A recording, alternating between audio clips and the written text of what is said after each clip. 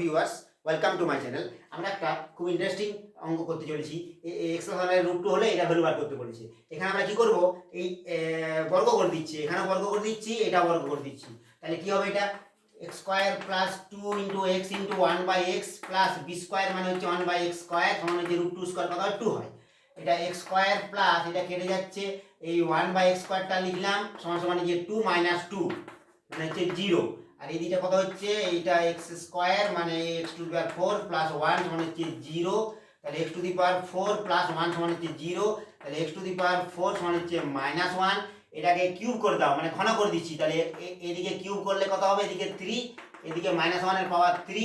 তাহলে হয়ে যাচ্ছে x to the power twelve সমান হচ্ছে minus one. X to the power twelve হচ্ছে কত, মাইনাস ওয়ান। এখানে বার করবো x to the power thirteen plus one by x to the power thirteen. এখানে কি লিখবো, x to the power twelve into x plus one by x to the power twelve into x.